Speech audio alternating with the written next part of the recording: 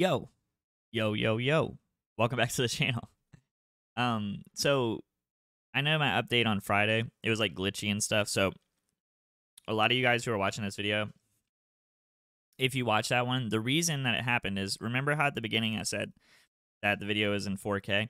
I think that the 4K plus the bitrate on my recording software, OBS, it was just too taxing on my computer. So I'm gonna have to figure out the logistics of that. My computer's pretty good, pretty good hardware, but I guess I have to figure out how to optimize the bitrate versus the resolution, because obviously you can't just increase both forever. But anyway, that's beside the point. Most of you guys don't care about that at all, so I'm gonna stop talking about it now.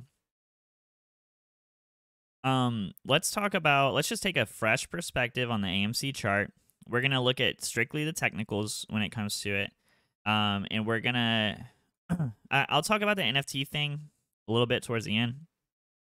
And how much of a deal I really think it is. You guys know that for me, I mostly focus on technicals. I almost ignore fundamentals completely, aside from when I initially decide to invest. So I initially decided to invest back in April, when AMC was around $10, $11 was like kind of my average entry. And I was doing that based on the social media narrative surrounding the MOAS narrative, mostly short squeeze. I just found that it was recovering pretty well. It held up in these higher price ranges. I liked the way that it reacted to this dip here, so I just bought in. I didn't do too much on the technical side, to be honest with you. I just said, hey, YOLO, pretty much. So let's talk about the chart, and then we'll talk about the NFC thing, like I said. So same thing as Friday, and kind of what we've been watching, right? I've been saying for weeks now that this is the main trend line that we need to be watching here. So here, if you get it to touch here, right? And I was calling this distribution back here. I feel like my computer's lagging. I hope that I'm not the same issue is not happening right now, because then it might be something with my computer that I need to reset or something. What it could be. But anyway, yeah. So this was on Monday, I think, of last week, right? So yeah. So the 22nd happened, I think, is when I called for this downside. And the reason that I called for the downside, well, first of all, I really didn't want to. I was very bullish going into last week, but whenever I saw this pattern develop, going into the beginning of the week, and I looked at this overall structure here, I saw distribution clear as day. I'll show you what that looks like. And this is just an example. It's actually better framed in the other common distribution schematic for me. Let me pull that up. Wyckoff. So if you're not familiar with Wyckoff, I say it all the time. Make sure you familiarize yourself. Geez, I can't talk right now. I got this coffee in me, I think. Familiarize yourself with Wyckoff method. But basically, you can see here that this is schematic 2, and it doesn't have to follow the schematic exactly. It's just the basic idea of what's happening in the market structure. So I saw that in the short term, what was happening was a distribution. And really, I see it as here. This is the distribution. So you have your buying climax here, your automatic reaction, an up thrust in phase B is how I see this. So if we were to chart it just briefly, and again, it doesn't have to follow it exactly. The phases can play out a few different ways. This is just an example of how they could play out. But yeah, so then you have like a sell test where you come up, test the upper range maybe. Again, you have an up thrust in phase B. And basically what this is a low volume push. So you see here the buying climax had high volume, right? High volume, peak. You come back down here, you have the secondary peak where you get higher highs. But look at the volume, right? The volume was much weaker comparatively. This is a clear sign of an up thrust. Let me read what an up thrust is. Make sense of it for you. Oh, actually, they don't have an up thrust definition, but they do have a UTAD, which is up thrust after distribution, which is what you see here. But basically, an upthrust is the counterpart to a spring and terminal shakeout in the accumulation trading range. It occurs in the latter stages of the trading range and provides a definitive test of new demand after a breakout above trading range resistance. Actually, that's not a good description. Damn it. So basically, what you want to know about an upthrust, just think of an upthrust as like a weak push, right? So the buying climax is actually the cause for the distribution. They see very good demand. And then they say, okay, well, based on this demand, institutions will be able to sell off, right, at these higher levels. And this is just shorter term, okay? And we'll talk about the longer term implications of this and what this means. But basically, as I saw this structure coming, I saw this weak volume on this thrust here. I was like, oh no, this thing's weak. It's going to go down, right? And so that was when we called for the further downside. I also called for the Fibonacci levels measured from here. And I was saying, hey, you know, it could go down as low as the 786 here. If they really wanted to make it crazy, they could go to the 885. Shout out to Jen Collado for basically making me want to put these Fibonacci levels, the 707, the 885. These are actually pretty key levels. I see a lot of support happen on a lot of different charts with these. So shout out to him. And anyway, so I was like, yeah, if they really wanted to go crazy. Well, and I even messaged him, Alfred, whenever this happened. Because me and Alfred just had like our recent, like, I guess you could say it was like YouTube beef or something, but we're all good now. But I was saying, okay, look, you see the correlation with this key trend line that we talked about before. Then you grab this Fibonacci for this recent move. Look, this is a pretty good landing spot, right? This is a good place for a bounce. And it doesn't have to be exact, but that's what ended up happening, right? And I caught a lot of shit for that. I'm not going to lie. It's totally fine. I don't really care. Now, let's talk about what's happening in the larger scheme, okay? So I said that this is a distribution, right? This was a distribution. This was a distribution. This is almost like the other schematic. So if you look at the schematic here, right? You kind of have this this buying climax, sell test, this kind of middling, low demand kind of area happening. Boom. Then you have a UTAD, right? An upthrust here to $45 or so, and then boom, push back down.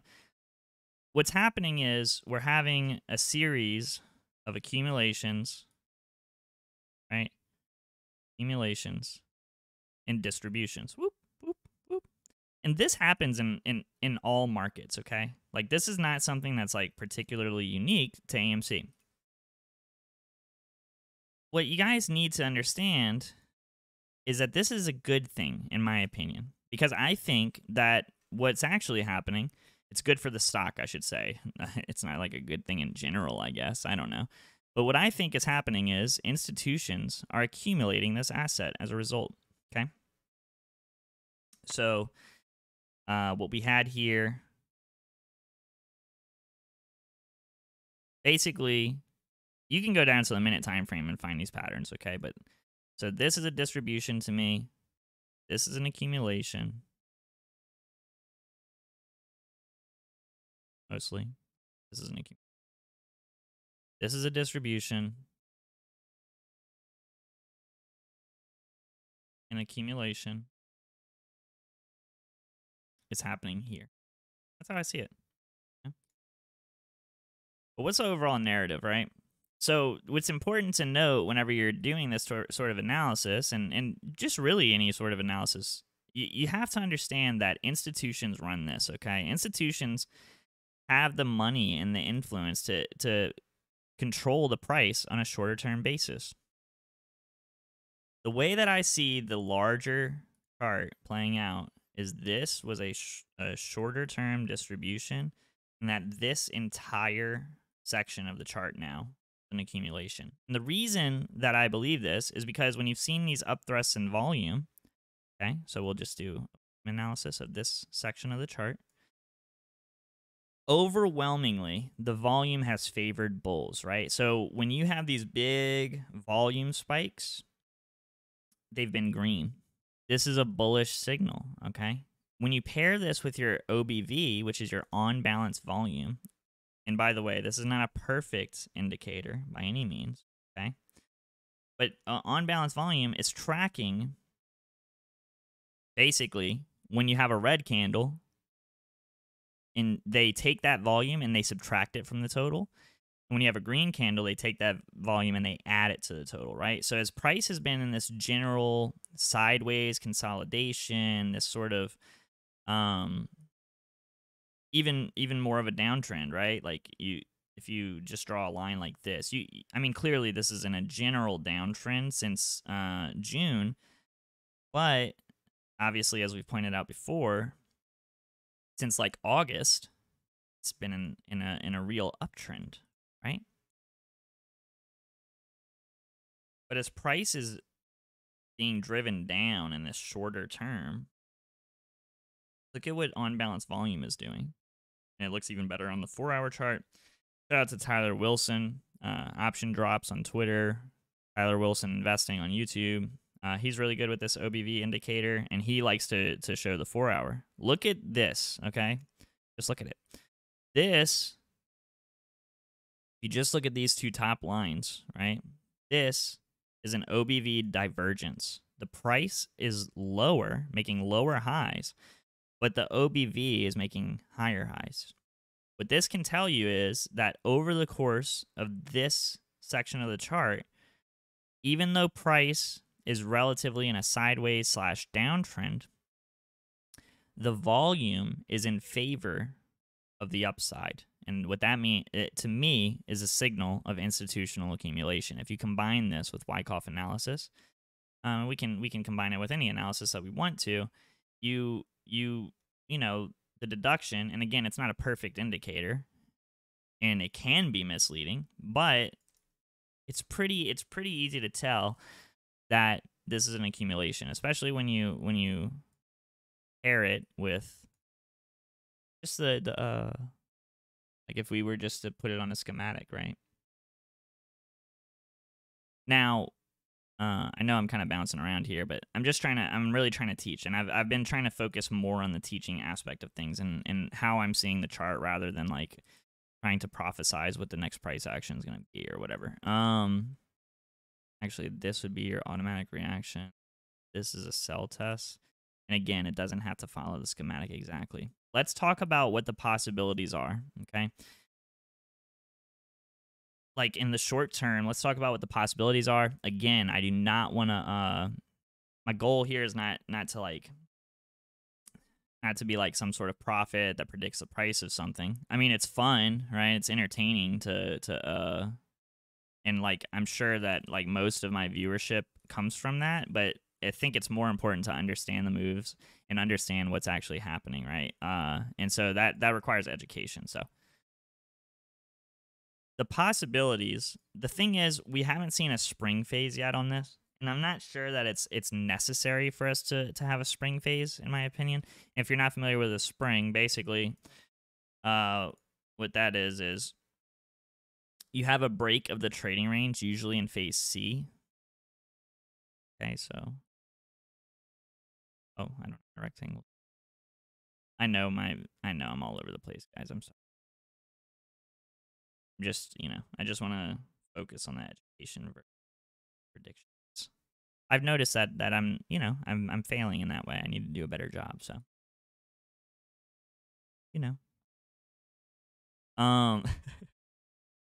yeah. So this is our favorite trend line here. Let's see. Let me pull it up here. Boom. There you go. We haven't had that low volume spring. And so I do want to point out that that's not impossible, okay? I do think that we're past that point where we wouldn't see a break down below here, below the trading range. So that would be like, here's our horizontal. So this is our sell test in phase B. This is our horizontal, like the support that we found at like $28.88. A spring would generally speaking be breaking this trading range entirely on low volume, and that would be the true signal of reversal. Okay, that would be the true signal of reversal for institutions. Basically, the institutions that are in control of this thing are holding the price up, and then what they're going to do is they're going to cause the price. They're going to stop supporting the price, so that then they can pick up a juicy discount on the downside. That's what a spring would be. Okay, I don't personally think that we're gonna have that happen. I think that this trend line, this bull trend that I've been focusing on this bull trend for months now. I focused on it back here in October. We were using it as a point of reference here back in September, even though we didn't come down and eventually touch it. We knew that these two touch points were very important because of these big reversal looking wicks, right? Bears tried to push the price down here twice very hard, and they were unsuccessful in that journey. What I think is happening now is that we're in the phase D LPS kind of phase, right? So what that means is, and we'll pull up the description. And I know I covered a lot of this in my video the other day, but I just want to make sure that I'm breaking everything down clearly as possible for the way that I understand the chart, my perception of it.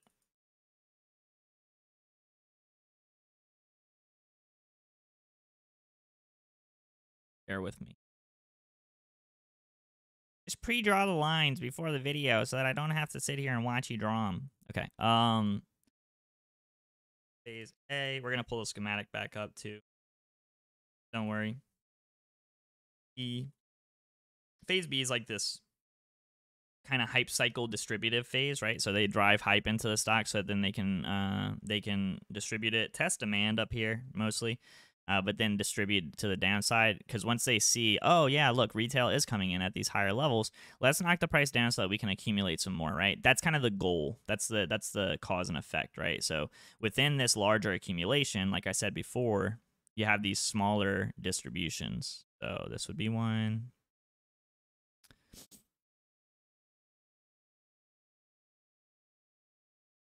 This would be a distribution in a way, right? Yeah, they push the price up and then they push it back down so they can get lower costs, right? So this is a bigger accumulation here. We're going to make this one green. This phase is distributive in nature right here, right?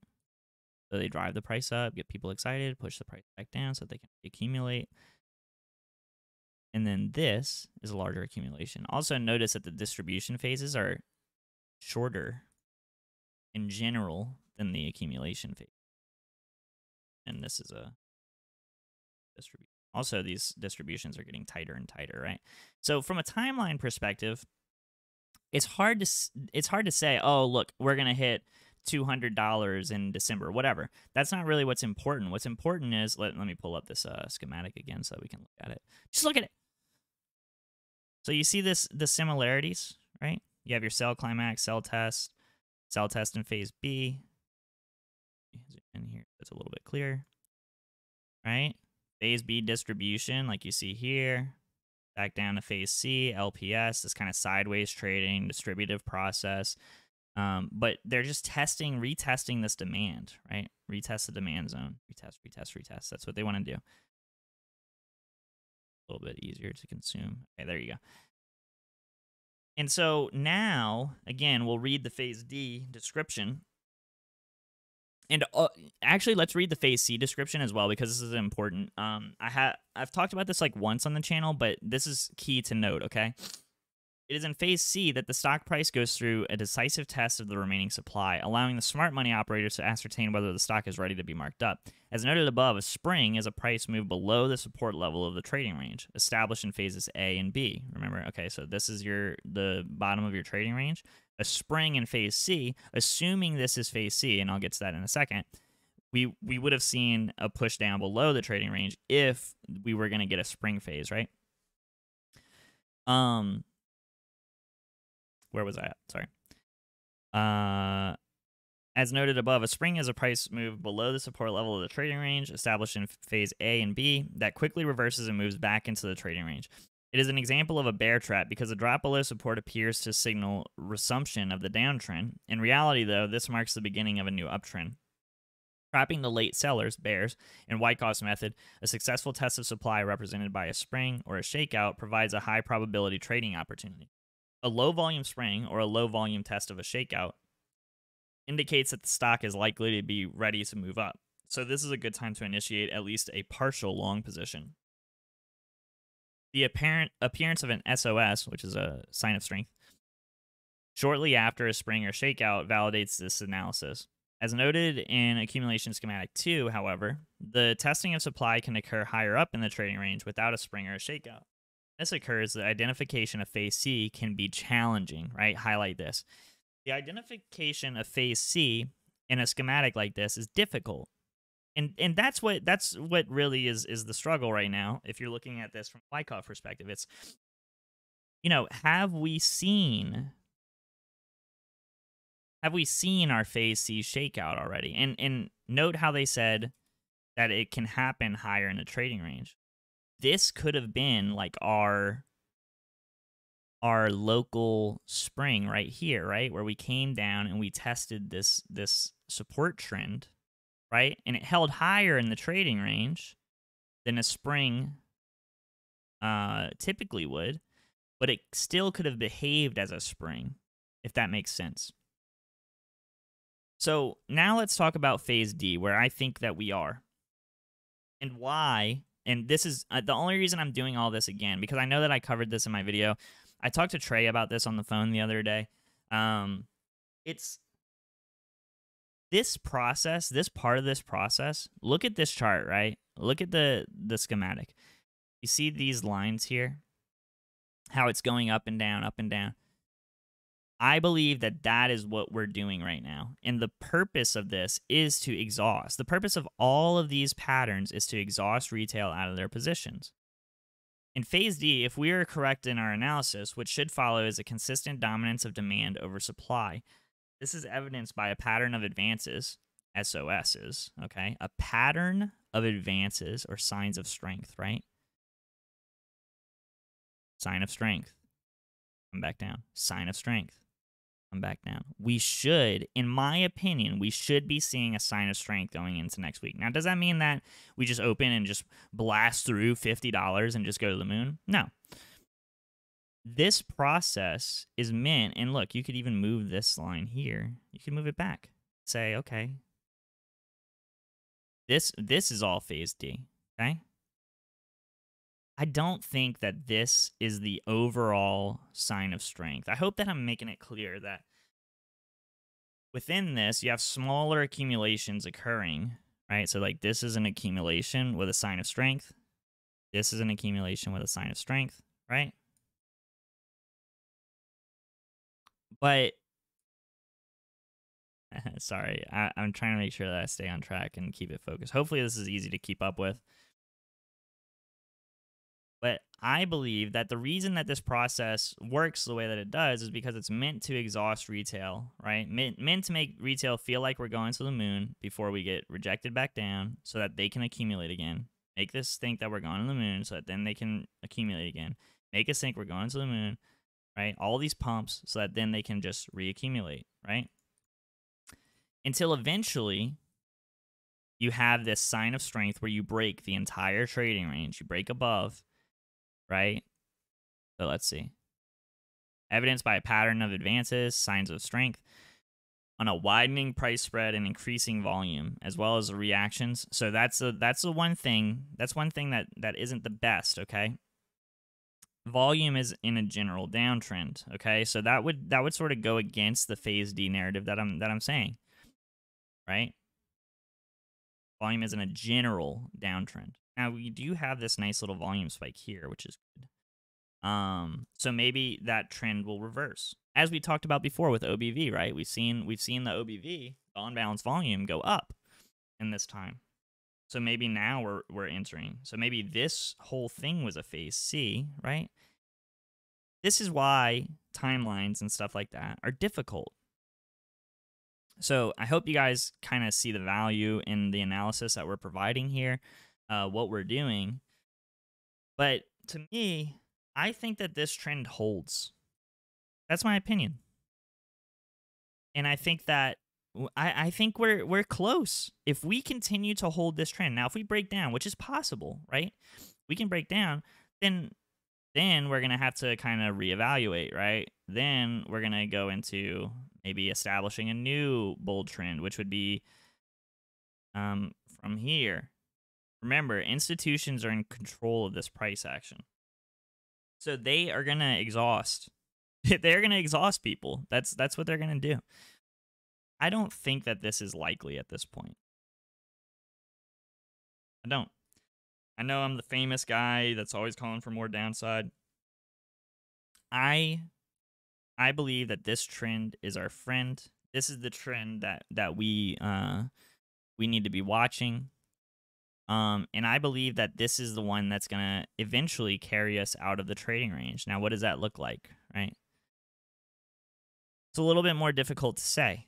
And I know that a lot of people are going to go, what do you think what do you think the price is going to be on December 17th? Do you think it'll be above 60? Because everybody wants to know about their options, right? But I'll tell you that Composite Man, Wyckoff analysis, looking at it from that perspective, options are a way for them to absorb liquidity. That's how I see it. They put you on that time frame so that you can lose. That's the goal. But I think that, this thing can keep doing this, right? And then eventually have its sign of strength above the trading range. And I'd said in a video a few weeks ago, look, I'm looking for this. When we break above the trading range in this manner, then we're going to come back down and retrace, do some of this, but we're going to have a markup phase. Oh my goodness, I can't double click for some reason. Sorry. I'll just simplify that move. Then we're going to come back and retest, and then we're going to see more upside, okay? And look, if you just look at this section of the chart back here before we ran in June, it's the same thing. And I can show you this example on a lot of charts, a lot of historic charts, actually, right? So, again, we had a general uptrend occur here, okay? Like we found support at this line, essentially. Let's see if look, here you go. Right? So this was our uptrend in price. Bears got rejected down here. This would have been your trading range. And I'm going to show you guys another example of this too, because that's gonna be good. That'll be good. So that, because I know that a lot of people say, oh, it's so manipulated and blah, blah, blah. And that might be true. But like, I can make a pretty good argument that pretty much every stock is manipulated. If that's the manner. But see how we had this sign of strength, right? We broke above this trading range. We came back and retested, and then boom, that's our blast off point, right? Oh my goodness, sand is going crazy right now. Whoa. Like since I've been doing this video, it's going insane. Oh, I'm actually thinking about anyway. Let me show you an example of a stock that accumulated. Microsoft. Okay. MSFT. Sorry, this video is getting lengthy, I know. Hopefully this is good educational video and you guys are learning. So look, this is it, right? This is Microsoft. This is from this part of the chart that I have highlighted here is from 2000, December 1999, okay? Look at how similar this is to the schematic that I was showing you earlier, okay?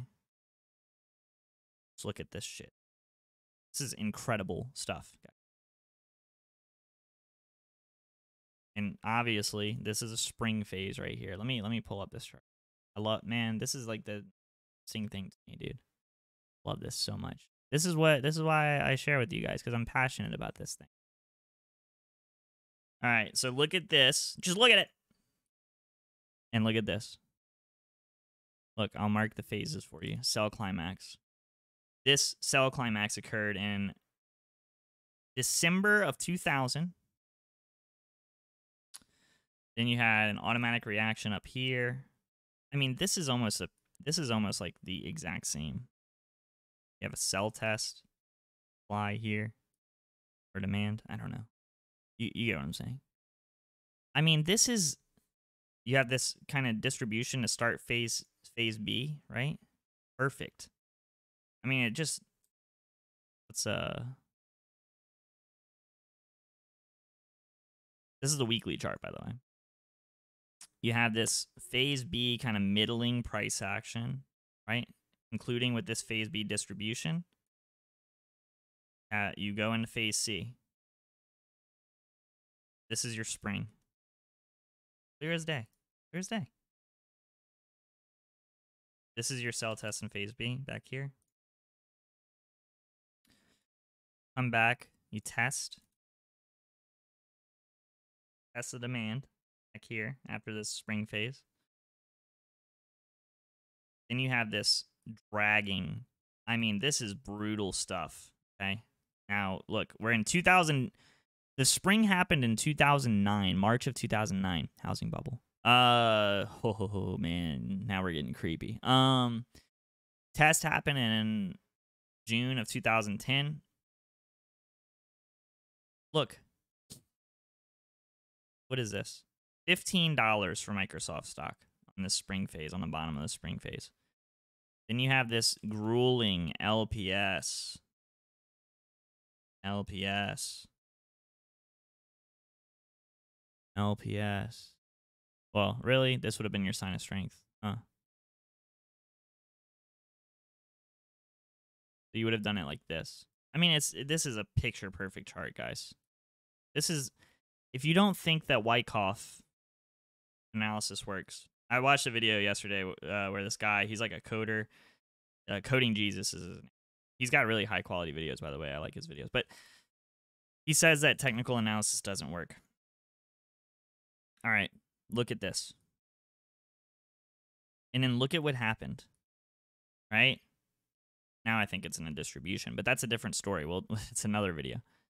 I mean, this is literally a picture-perfect representation. And look at this. It didn't mark up until 2013. This thing was accumulating for 12 years. 12-plus years. Okay? Everything is relative, okay? Everything is relative. So this is going to happen over a shorter period of time, in my opinion. Now, how long it's going to take, it's hard to say. But this analysis works, right? And in my opinion, it's clear to me that this is a bullish accumulation. Bullish institutions are in control of the price of the stock, even considering retail ownership. They're able to cause the price to go down and cause the price to go up so they can do their accumulation. I think they intend on marking it up. That's what I believe. Now, the markup phase, the way that I'm measuring what I think it's going to go to, is the same way that I would have measured this one back here. So we measure from the bottom to the top of the trend-based fib extension. You can see that the 3.618 level, $70, worked out pretty well with the trend-based fib extension.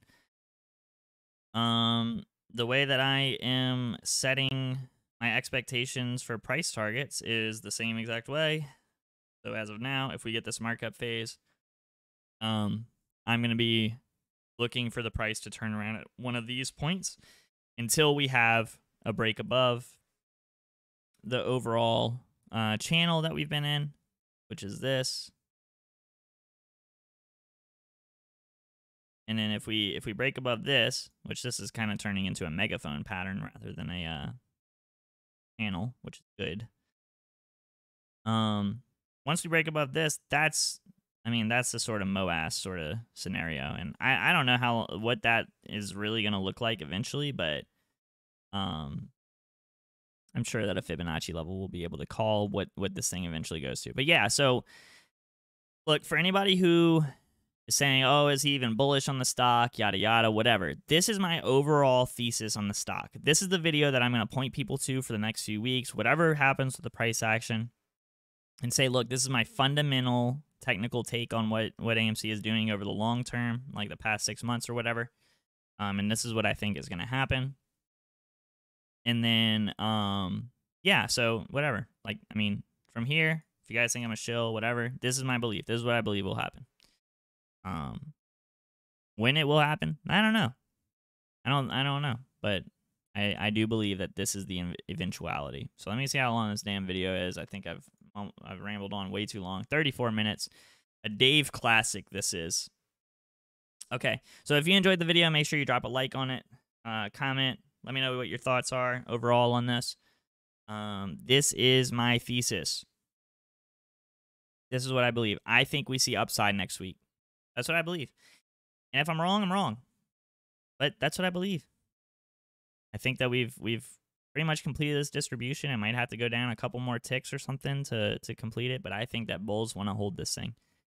Talking to you, Fidelity, Vanguard, BlackRock.